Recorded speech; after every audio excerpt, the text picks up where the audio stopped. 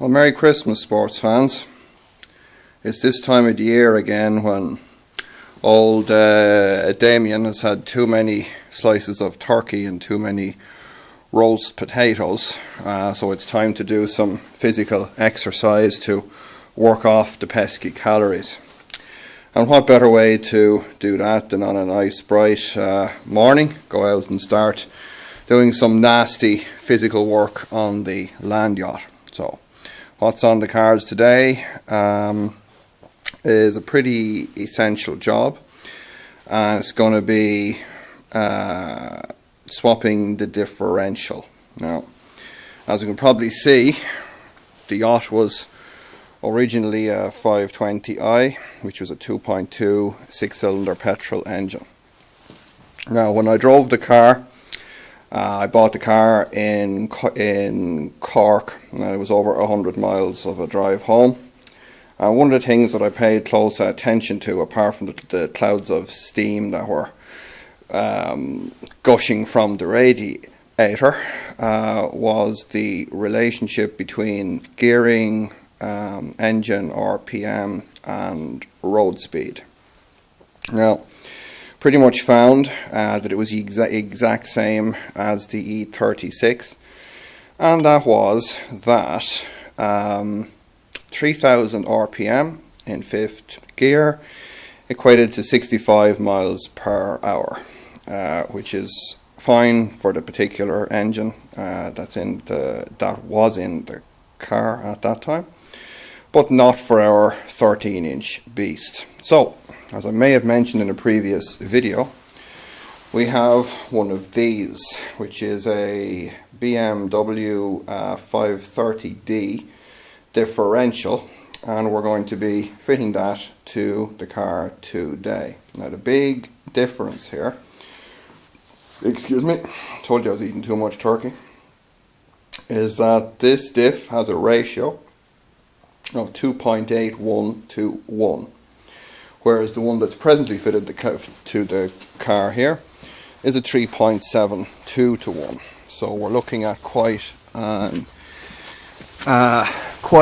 interesting difference here. So right now I'm in the process on the passenger side of cracking out the drive shaft flange bolts. There's 6 of them, and they're an E-Torx head on them. So we're looking at a system now to do that for us, and what I'm doing is quite simple. What I've got is I've just got a long length of extension bars. They're all just joined up, and this lets me get in there. You're probably not going to see this too well with my Blair Witch style camera work, but the flange is right in there, and we can get our we just get our bars in there to engage on it. And we put 2 studs back into the hub here, and we then come along. Let's see if we can put this camera down somewhere here so we're not doing total Blair Witch, and we put our crowbar in like that, which will basically stop the drive shaft from turning.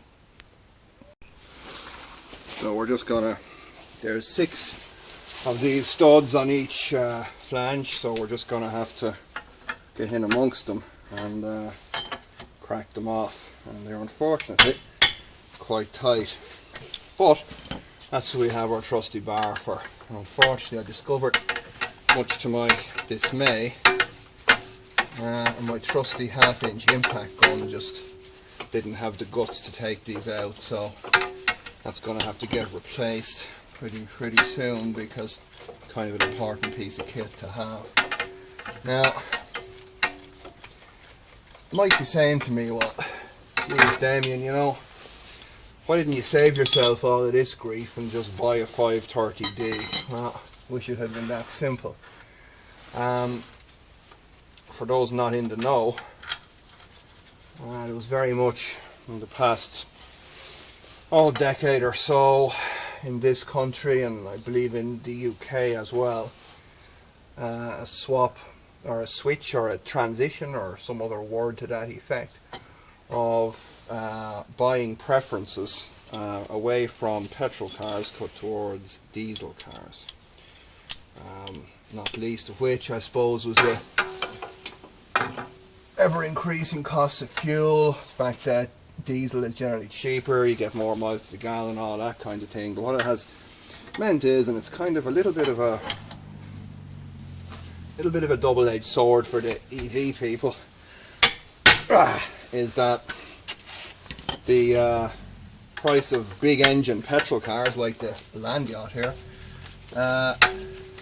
would have came down quite a lot, whereas their diesel brethren still tends to remain high. So you can pick up big engined petrols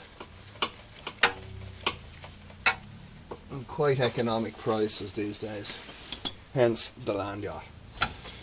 So once we get these little feckers out of here, the next part of the plan then will be to get inside and disconnect the prop shaft flange, which shouldn't be too bad because I deliberately didn't retorque the bolts on the prop shaft when I was putting the drivetrain back in the car all those months ago, because I kind of knew that I was going to be attacking this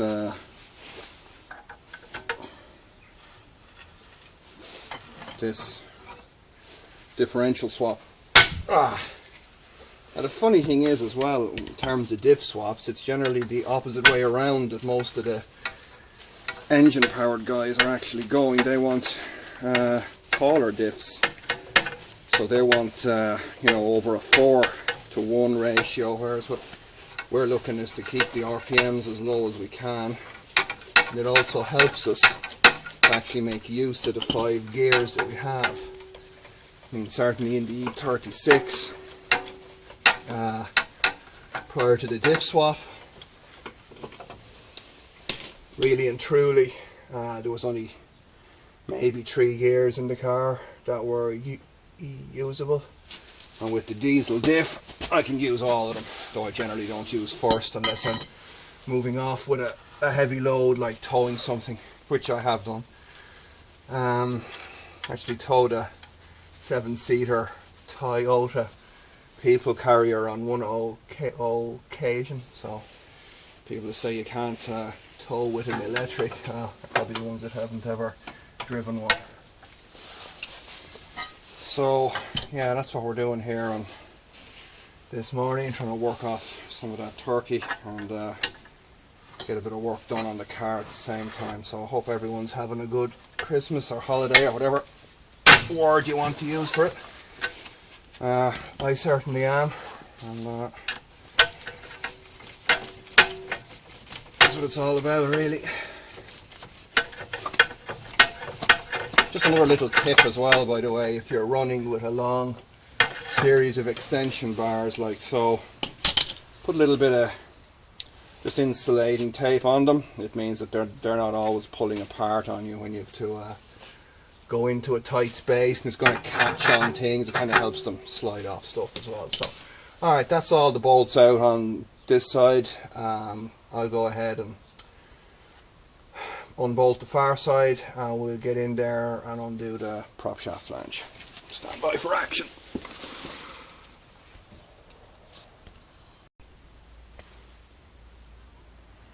Okay, so this is our prop shaft flange, and as you can see here, we just let out all of the bolts. Pretty simple, just 13mm, just let them all off. So they're out, and we have, as you can see here now, there are drive shaft flange bolts out on that side and on that side. So we've all the drive components disconnected, so now we've got a big nasty looking bolt here, which I'm sure will give me problems, and we've got down at the back 2 other nasty bolts, one here and one here. So wish me luck, because I don't think this is going to be pleasant. Well folks, the old Land Yacht project has just hit a pretty serious bump in the road. I finally managed to extract the petrol differential, which you see on the right. Just was all set to put some oil into the diesel, the one on the left, and start fitting it in there. I kind of noticed that the output flanges for the drive shafts were different sized. So I thought, okay, no big deal, I'll just pop out the flanges and swap them over. They're very simple to pop out, they're just on a C-clip, so you can just put a pry bar in there and just pop them out. So of course I get my flange out of my petrol diff and try to fit it in there, and it's too small. So when I size them up, it looks like my diesel flange is on a completely different size shaft. It's a much thicker shaft and it's a different spline. And I suppose in one sense that kind of makes sense because you have a lot more torque coming out of the wheels from a 3 litre diesel than from a 2 litre petrol. Up to this moment, one of the things that I would have said that I liked about BMs was that everything's pretty much standard on them. You can swap parts over quite a lot. But I have to say that that's gone out to the door with this problem. So I'm just wondering, I don't really know what the next move is. I have a nasty suspicion that in order to get that diff in, and I might have to do a subframe swap. And that might be more than it's worth, to be perfectly honest. I'm just thinking that I could swap the drive shafts, but I have a nasty suspicion that if the drive shafts are different on the diff side, they may well have a different spline on the wheel side. So we could well be looking at a situation whereby the 530D has a completely different subframe from the petrol models. So that kind of throws a pretty major spanner into this project for me, because I certainly cannot put up with the ratio that's in this diff given the motor that we have in the car at the minute. Indeed, any motor is certainly not going to be running at its maximum efficiency at 3,000 or 4,000 RP, and it won't have enough go in the pedal for overtaking and that sort of thing up at those kind of speeds. So kind of decision time for me at this stage. So I'd be grateful if anyone has any knowledge of these diffs or E39 back ends here, just to maybe send me a message, because I'm kind of at a loss to what to do. I'm starting to lose the daylight here now, so I'm probably going to just put that petrol diff back in just to get the car back on its feet. I'll take a few photos, a few measurements, do a bit of investigation, but there we have it, folks. That could well kind of throw a pretty major spanner into this project for me. We may have to start looking at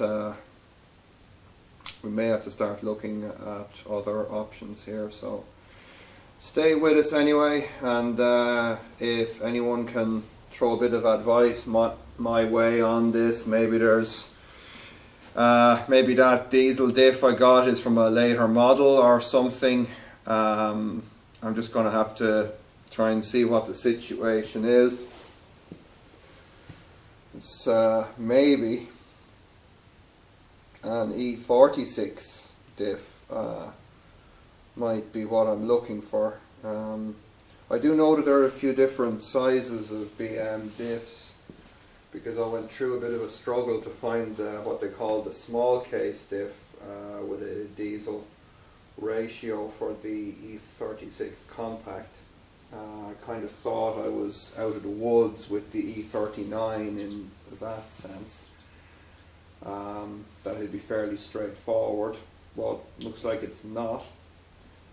So yeah, as I say, if anyone has any ideas or a bit of knowledge on this stuff, then please by all means send me a message. But I'm going to struggle now for the next couple of hours to undo what I just managed to do. So not the happiest of moments for me. So like I said, any advice would be much appreciated. Speak to you soon. Alrighty folks, just having a bit of a closer look at our differential equations set up here that we were looking at yesterday. And what I did, kind of in the light of a cold turkey sandwich, dragged out prop shaft that I have here, which if you can read upside down, it's from a 98 520 automatic. So predictably enough, this flange here will not talk to this flange here. The 530D diff having a bigger prop shaft flange as well as drive shaft. So then I thought to myself, okay, what happens if I grab a 530D prop shaft? So what I did is I went over to my rig here where we're doing the automatic control system project, and as anyone that's been following that will know, this particular box, the ZF 5HP24, came out of a V8 E39. So fortunately, we had the donut and a little bit of the prop shaft still left on it. So I got out the impact wrench and stripped it out. So what we have here is we have the donut and end of the prop shaft from the ZF, and on the right we have the donut from the Land Yacht's original manual gearbox. So the first thing I noticed was that this has got writing on it that says GAB 80, and this one says GAB 74. And predictably enough, the prop shaft that fits the GAB 80 does not fit to GAB 74, so not good. So this kind of backs up the theory that the larger engined BMs are using tougher drivetrain parts, which I suppose shouldn't really come as much of a surprise unless you're a bit of a moron like me. So then, as a last kind of a ditch effort, I went over here to where I keep the original E39 manual, and I pulled off the donut, and if we look in there, what do we see? We see a nut. So I'm suspecting that this flange here is just basically sitting on a spline, and that nut is in fact keeping the thing on there. So we might well be able to whip that off and change the flange on the gearbox. Now, the only thing that I would be a bit worried about in that sense is that we would then end up with the flange from, say, a 530D 5-speed manual not fitting a 2-litre petrol manual. So I'm going to have to get some stuff. I'm going to have to get drive shafts from a 530D. I'm going to have to get a prop shaft from a 530D, and I'm probably going to have to get a gearbox from a 530D. So so much for my theory about saving money buying a petrol instead of a diesel to do the conversion on, but at least I'm learning something. So stay with us, folks. We'll be back for our round 2 of this drivetrain malarkey. Speak to you soon.